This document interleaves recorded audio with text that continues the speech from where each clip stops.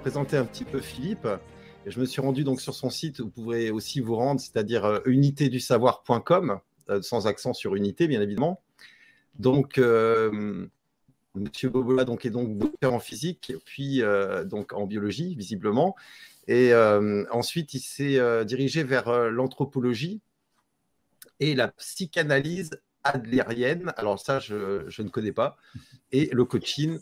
Ensuite, donc, alors apparemment, vous êtes membre de l'Académie européenne des sciences, des arts et des lettres, membre de l'AAS, donc American Association for the Advancement, je ne sais pas si je le prononce bien, of Science, membre de l'American Chemical Society et membre de l'Académie des sciences de Lausanne. C'est bien ça? Oui, c'est ça. C'est toujours le cas. OK.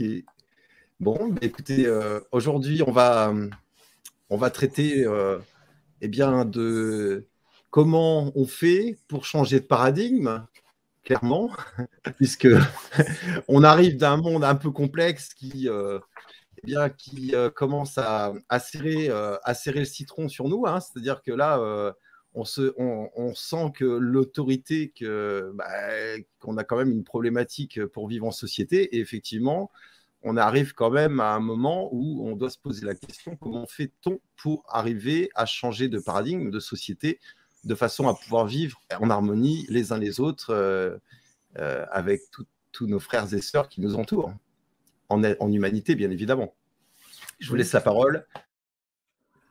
Déjà, c'est comprendre, ressentir profondément en soi l'envie de changer de monde, de société, et se rendre compte que finalement, on n'a jamais vraiment changé de structure pyramidale. Alors, je vais essayer de faire des métaphores avec la physique parce que ça a l'avantage d'éviter les passions politiques, etc. Donc, en physique, quand vous avez une transition de phase, vous passez par exemple d'un état A à un état B, il y a parfois des changements de symétrie. On appelle ça des symétries brisées. C'est le cas du laiton, par exemple. Si vous le chauffez, il va gagner en symétrie par rapport à une température plus basse. Quand on regarde le passage de la royauté à la démocratie, on est toujours dans la structure pyramidale. Donc déjà, j'ai envie de dire que l'organisation du pouvoir n'a pas changé. On s'est donné l'illusion d'un changement de pouvoir. Alors, effectivement, on arrive à un moment où, comme nous a dit le Forum économique mondial, il y avait une fenêtre d'opportunité pour imposer deux grandes directions possibles, le grand reset ou le grand réveil. On les appelle comme on veut.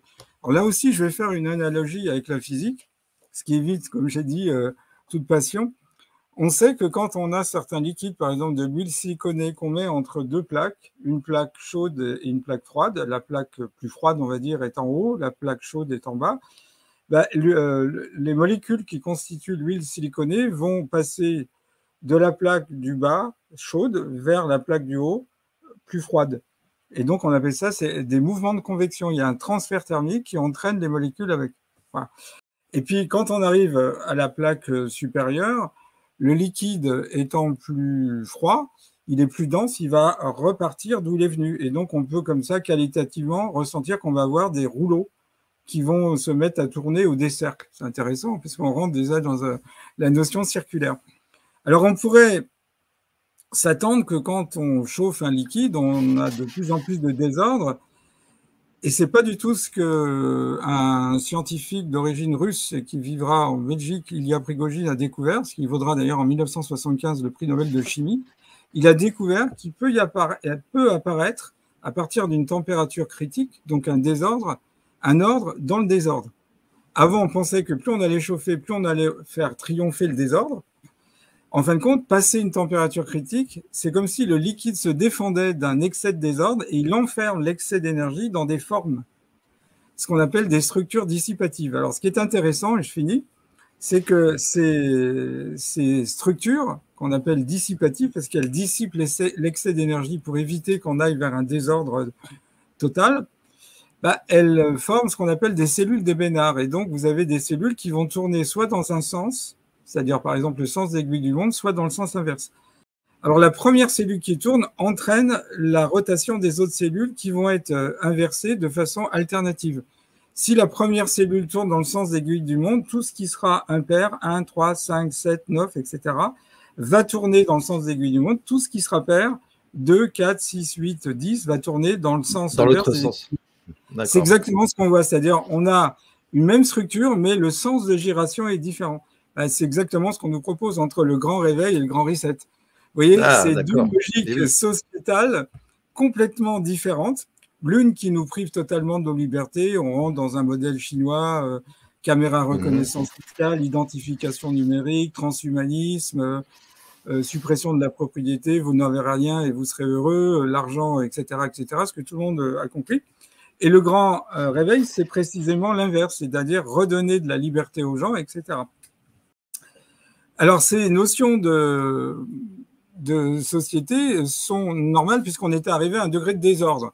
Donc, ça fait partie aussi des stratégies, c'est-à-dire laisser grimper le désordre pour mieux justifier le retour à l'ordre. Et on voit bien, dans ce qui se passe, il y a déjà une prise de conscience individuelle qui va avoir une répercussion collective. Et effectivement, on est dans un domaine qui semble new ageiste ou qui semble ésotérique, mais pas du tout. Alors, ce qu'on voit dans les transitions de phase, parce que finalement, ce que nous vivons, c'est une transition sociétale, donc c'est une transition de phase. Voilà. Qui est induit par des paramètres qui sont l'économie, le désordre économique, les manipulations, etc. Mais c'est comme les transitions en physique ou en chimie, on joue sur des paramètres qui sont la température, la pression, la différence de concentration, et il peut y avoir des transitions de phase. Là, ce sont les paramètres, on va dire, sociopolitiques qui ont amené de plus en plus de désordre à ce niveau-là. Donc, ce qu'on voit, c'est que, par exemple, si on chauffe de l'eau liquide, évidemment, tout le monde sait qu'à 100 degrés, on va passer à l'état de vapeur. Mais avant d'arriver à l'état de vapeur, il apparaît dans le liquide déjà des petits domaines qui sont de l'ordre du millionième de mètre, qui sont déjà des petits domaines gazeux, mais qui sont noyés dans une immensité de liquide. Et puis, ces petits noyaux gazeux vont fusionner progressivement, et donc ils vont devenir de plus en plus gros. Donc l'état gazeux va de plus en plus s'imposer jusqu'à un moment donné amener le liquide à passer de l'état liquide à l'état de vapeur. C'est une vaporisation, c'est une transition de phase. Et ça serait la même chose si on refroidissait la température pour revenir à l'état solide. On aurait des petits domaines qu'on appelle des clusters, qui seraient des petits domaines de glace dans une immensité de liquide, et puis ces petits domaines vont grossir, fusionner pour arriver à donner un état totalement solide. Et c'est la même chose en biologie, vous voyez, puisque nos globules rouges ont une protéine qui nous permet de respirer. Sans elle, on ne pourrait pas vivre. La vie telle qu'elle s'est conçue sur Terre est basée sur l'oxygénation. Et donc, cette protéine est capable de fixer 4 molécules d'oxygène. Et quand une première molécule d'oxygène est fixée, ça accélère la fixation de la deuxième, les deux fixés accélèrent la fixation de la troisième, et les trois accélèrent encore plus la fixation de la quatrième.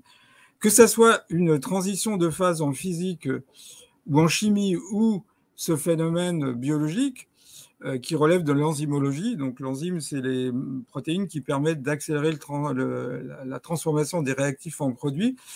On les caractérise par un mot qui est la coopérativité. Donc, j'en arrive à l'expérience d'Ibiza avec un ami que connaît Paul. Le Rise Up, on parle du Rise Up. Le Rise Up, c'est Eco Paradis. On s'est dit, déjà, on a regardé des études qui ont été menées par deux politologues américaines, Erika Chenoweth, qui est politologue à l'université de Harvard, et Marianne J. Stephan, qui a été ex-directrice de l'action non violente dans l'Institut de la paix aux États-Unis. Elles ont étudié entre 1900 et 2006 323 conflits. Certains ont abouti à un renversement de régime, plus ou moins important. Et elles ont essayé de voir s'il y avait des points communs.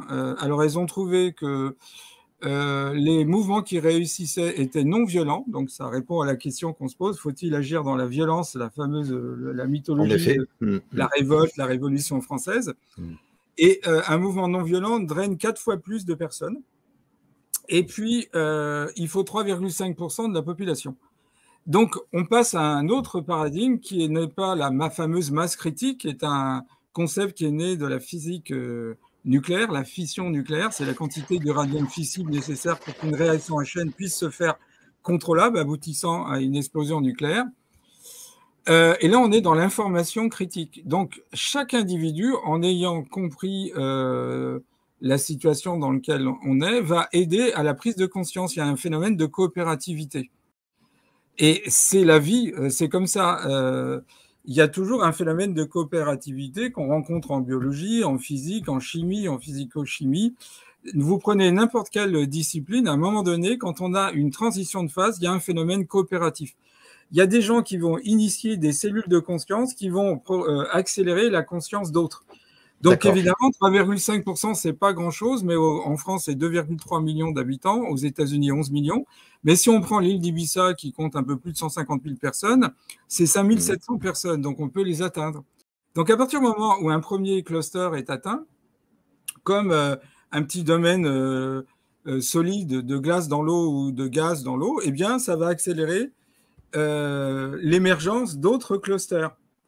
Et donc, à partir d'une manière exponentielle que ça se développe. Voilà, on ne viendra pas, puisque évidemment, on sent bien qu'il y a deux logiques on est dans un monde de dualité. Hein. La cellule qui tourne dans le sens des aiguilles du monde, qu'on va appeler le grand réveil, elle va être opposée à la cellule qui veut tourner en sens inverse de l'aiguille du monde. Alors, effectivement, on est en train de se réapproprier notre destin, notre pouvoir. Et une anthropologue, Margaret Mead, disait « Ne doutez pas qu'une poignée d'individus conscients et motivés puissent changer le monde. C'est toujours de cette façon, d'ailleurs, que ça s'est produit. » Donc, il faut vraiment abandonner le paradigme de la masse critique, on n'est pas assez nombreux, en se disant « Chaque individu qui s'allume est une conscience qui aide à l'allumage d'une autre conscience. Chacun qui aura des petites lumières dans les yeux pourra aider les autres à avoir ces petites lumières dans les yeux, et il ne faut pas se poser de questions de la façon dont ça se fait.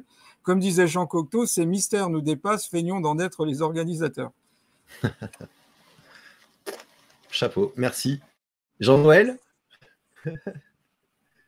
Oui, c'est vrai que le problème de la perception se pose, c'est comment les gens perçoivent le monde.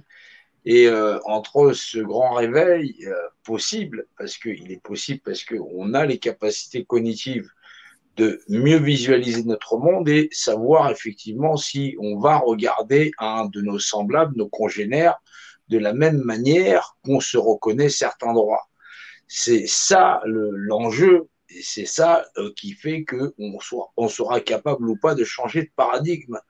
Si on reste sur des positionnements qui sont archaïques ou, en fin de compte, on a besoin d'un système féodal pour veiller sur notre petite sécurité parce qu'on est trop paresseux dans le cadre de changer soi-même la société, de reconnaître les mêmes droits à ses semblables, on aura du mal à avancer. Dire qu'un système féodal nous contraint à vivre de telle manière, c'est renier aussi notre capacité à agir et à faire mieux. C'est donc tout ça qu'il faut arriver à comprendre. Quand on regarde ces pyramides posées dans le désert et qu'on en arrive à comprendre le code qu'elles renferment, c'est-à-dire que deux choses de même nature ont même propriété, ou à comprendre fondamentalement qu'un mot qu'on sort de notre bouche porte une dimension intrinsèque, c'est-à-dire qu'il a pouvoir dans les choses, c'est-à-dire que si on est agréable avec quelqu'un, on aura peut-être un sourire, si on est désagréable avec quelqu'un, on aura peut-être une réprimande. C'est tout ça, c'est l'art de vivre ensemble, l'art de contribuer ensemble à une société où on accepte aussi de ne pas être en première place, parce qu'effectivement, il n'y a pas de première ou de dernière place. Chaque individu de cette société est nécessaire dans le cadre d'exister en société. C'est donc une réécriture, une relecture de notre capacité à vivre ensemble. C'est au-delà de la perception de monsieur, madame, tout le monde. C'est donc une chaîne humaine gigantesque avec des niveaux de conscience très, très différents de l'un à l'autre, mais qui fait que fondamentalement, on est sincère dans ce que nous faisons. Oui, oui, tout à fait. Je pense qu'on est dans un... On voit bien d'ailleurs... les mythes fondateurs entraînent des victimes. Hein. Si vous reprenez la fondation de Rome, Romulus et Rémus, ces deux jumeaux qui vont tracer le cercle, c'est encore un cercle, qui va permettre de dessiner la future ville de Rome. Et Rémus va quitter la limite et il va être tué par un mercenaire. Alors, il y a plusieurs versions, mais en tous les cas, le fait d'être sorti du cercle, d'être sorti de la limite, il est tué. Je crois que ce qui nous est demandé sérieusement, c'est vraiment de remettre en cause les paramètres métaphysiques. Le temps n'est pas ce qu'on en a dit. Et peut-être la plus grande des prisons qu'on ait subies, c'est l'enfermement dans un temps linéaire qui s'écoule à vitesse régulière, unidirectionnelle. On dit que c'est saint Augustin qui, le premier, a défini ce nouveau temps. La croix du Christ, dit-il, nous a permis de sortir du labyrinthe circulaire des stoïciens. C'était pas franchement un temps circulaire, mais c'était pas du tout un temps linéaire. Alors, ce que nous montre la physique quantique et d'autres aspects de la physique théorique, c'est que le présent peut changer le passé. Alors ça, on n'est pas du tout habitué, et le futur précède le présent. Donc ça devient intéressant parce que si on abandonne notre classique vision du temps, c'est à nous de choisir le futur. Le futur, il est multiple. C'est à nous d'aller connecter la meilleure des potentialités futures. Donc certains voudront connecter la potentialité d'un futur de grand reset, bon, bah, libre à eux, puis d'autres voudront contacter la potentialité d'un futur grand réveil. Et donc, c'est une information critique qui fera qu'à un moment donné, on va avoir un basculement. Je ne sais pas comment vous dire, la vie n'est pas un système isolé, chaque individu n'est pas enfermé dans sa tête, de même que la Terre n'est pas un système isolé. Donc, ce qu'on voit, c'est que les anciennes civilisations, on parlait des pyramides, mais on pourrait prendre aussi l'Amérique du Sud avec d'autres formes de pyramides, c'est qu'ils avaient des moyens d'aller connecter certaines potentialités. Il ne faut pas oublier que le pharaon était chargé de faire passer à son peuple les 12 portes de l'éternité. Il était la plus haute autorité spirituelle qui allait chercher la potentialité. Donc la notion d'esclavagisme n'existait pas au sens où on l'entend. Tout le monde était derrière le pharaon parce que le pharaon était à même d'aller chercher pour son peuple la meilleure des potentialités, avant que ça se dégrade, évidemment, parce qu'il y a eu une dégradation. Ce qu'on voit, c'est que une société a besoin, ça c'est plutôt un volet sociologique, d'un sens communautaire, que les Allemands appellent le Gemeinschaftsgefühl. Et donc, Stuart Ewen, qui est un historien de la publicité, a parfaitement compris qu'après la Seconde Guerre mondiale, le sens qui a été donné à nos sociétés, c'était un sens de consumérisme, la consommation. Et peut-être que maintenant, il faut trouver un autre sens.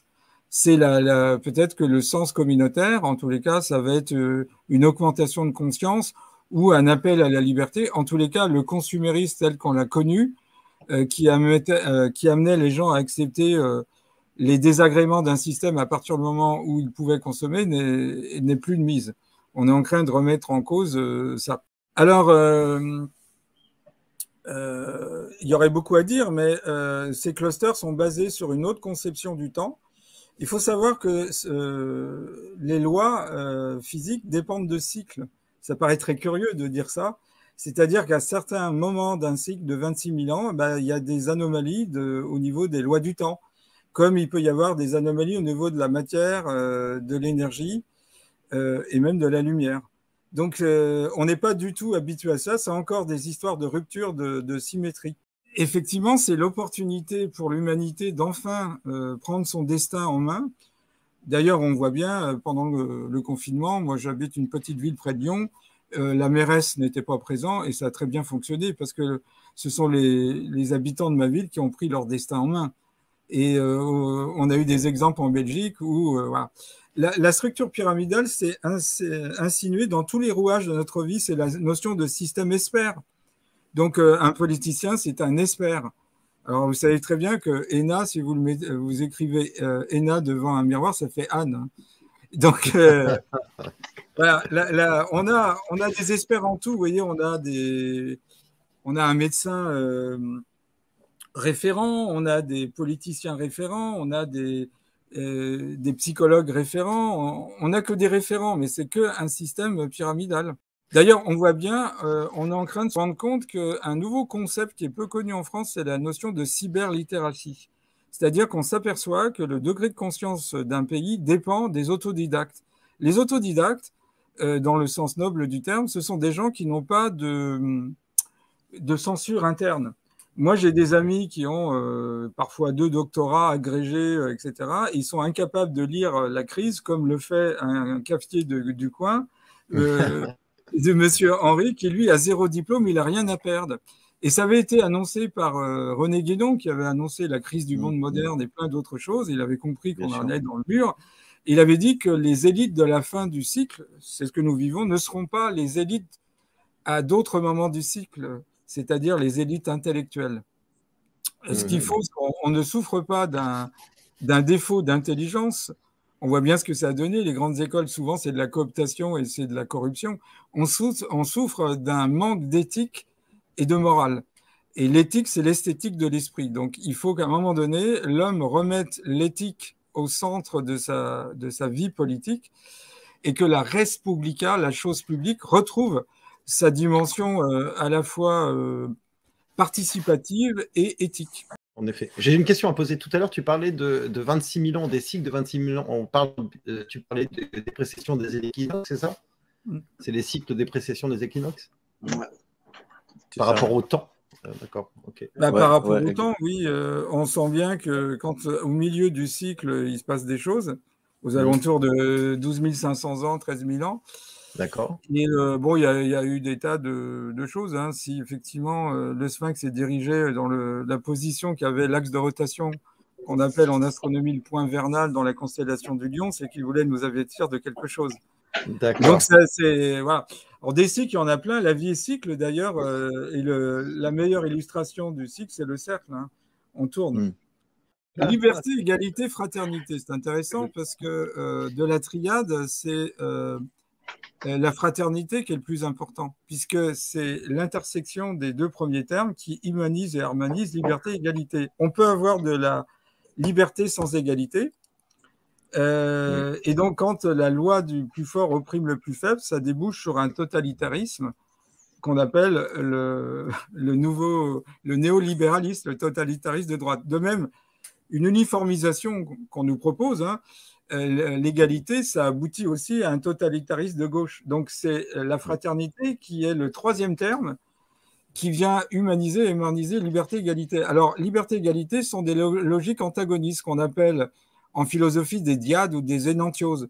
C'est-à-dire que la liberté opprime l'égalité et l'égalité opprime la liberté. Donc il faut un système ternaire qui vient rectifier la logique que chacun des termes peut occasionner par son emballement. Et ce qu'on nous propose d'ailleurs, c'est la fusion du capitalisme et du communisme. Hein. C'est une version remodelée. Hein. C'est un État socialiste de type providentiel, un communisme vert 4.0.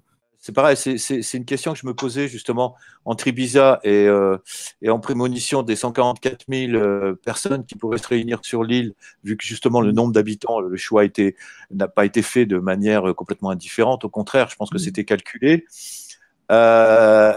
Effectivement, on retrouve ça dans ce que nous propose Jean-Noël, justement, de comprendre ce qu'est mathématiquement le chiffre dans la structure hiérarchique pyramidale, que représente ce chiffre et comment on pourrait refaire un rappel et un pont surtout entre ce chiffre-là qui est finalement, je dirais presque à la fois pratique, physique, métaphysique, ésotérique dans certains cas. Enfin voilà, ça nous ramène à quoi ce fameux chiffre de la bascule? Voilà, si tous les deux vous pourriez donner une version de chacun d'entre vous sur ce sujet précis. Alors, un cube. Voilà, justement, il faut comprendre que la valeur 144 000, c'est le rapport de notre univers d'une valeur dimensionnelle. Elle est symbolisée dans la civilisation pyramidale, c'est-à-dire l'univers dans son rapport dimensionnel, par ce qu'on appelle… Qu'est-ce que tu penses que pour améliorer le flux, je ressors, Walter, non? Ah, pour sortir, il faut remonter.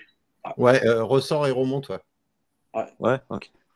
Donc, la valeur 144 000, c'est la structure de notre univers d'un point de vue dimensionnel, avec une section d'or, qui est une section en pointe, qui est effectivement le rapport 1, c'est-à-dire l'univers dans son monde, dans son spectre visible, qui n'est visible que dans la valeur dimensionnelle pour nous, mais qui, dans l'esprit qui est 1, est la valeur du nombre d'or, c'est-à-dire une pointe à 36 degrés, c'est normal puisqu'on y retrouve le nombre d'or dans la section d'or et qui est symbolisé par l'obélix parce que les êtres qui y vivent sont aussi de même nature et possèdent le rapport de dimensionnalité. C'est le 1 qui génère le rapport 4 pour les individus civilisationnels qui sont eux-mêmes un rapport 4. C'est-à-dire, vous vivez dans un monde en 3 dimensions que seul votre esprit peut percevoir. C'est normal parce que la clé qui permet de lire le code pyramide, c'est l'esprit. Et quand le système il vous dit vous avez 5 sens, vous n'en avez pas 5. Sinon, comment faites-vous pour les énumérer? C'est ça la problématique, c'est que il advient à l'homme, si on donne à l'homme tout un tas de particularités, on lui apprend à lire, à écrire, c'est à l'homme de faire l'effort d'aller vers l'univers et son système de compréhension. Alors, les clés du langage, nous on utilise le français, on a effectivement des devises que vous connaissez sur le blason de la couronne d'Angleterre, c'est le fameux Dieu est mon droit. Mais cette notion-là, si vous ne savez pas verbaliser un objet qui confère à deux choses de même nature les mêmes propriétés, c'est-à-dire de définir quelque chose, je sais ou je ne sais pas quelque chose, je définis quoi? Une image dans le rapport dimensionnel qui est et qui possède un rapport d'unité dans le rapport dimensionnel. Ça confère à deux choses de même nature les mêmes propriétés. Mais la propriété du volume n'appartient qu'au volume. On a là toute la réglementation de l'univers, c'est ce que nous ont donné les maîtres bâtisseurs. Alors, ce pilotage, il a lieu encore aujourd'hui, et il permet à notre civilisation, à nous, êtres humains sur la Terre, de pouvoir avancer. Ça n'est pas compréhensible par tout le monde, mais les gens qui ont ces capacités intellectuelles à comprendre ce que nous échangeons, nous devons être un espèce de fer de lance dans l'art de donner la main à l'ensemble de cette humanité pour pouvoir avancer. C'est ça l'effort. C'est pas tout le monde qui va comprendre là où on va, mais on doit y aller et on doit passer ce chemin tous ensemble. Il n'y a pas d'ennemi, il n'y a pas d'adversaire, si ce n'est nous, êtres humains, à renoncer à cette capacité à être humain. Bien sûr qu'il nous faut des rapports conventionnels dans l'art d'exister, des écoles, des systèmes de sécurité, des systèmes de santé, mais qui ne sont pas basés sur la monnaie, pas sur la propriété. C'est donc un autre modèle de pensée. C'est où nous sommes des êtres humains et nous fonctionnons un petit peu comme une fourmilière où tout le monde et contribue à cette société parce qu'on est des êtres humains et qu'on est des êtres semblables. On est des êtres qui devons et nous devons pouvoir fonctionner par l'entraide. C'est donc une autre perception de l'univers dans son rapport de dimensionnalité. Savoir, connaissances sont apportées, elles sont au creux de notre main, à condition qu'on y mette l'esprit dans le rapport de dimensionnalité. C'est un travail phénoménal et formidable où nous devons pouvoir avancer.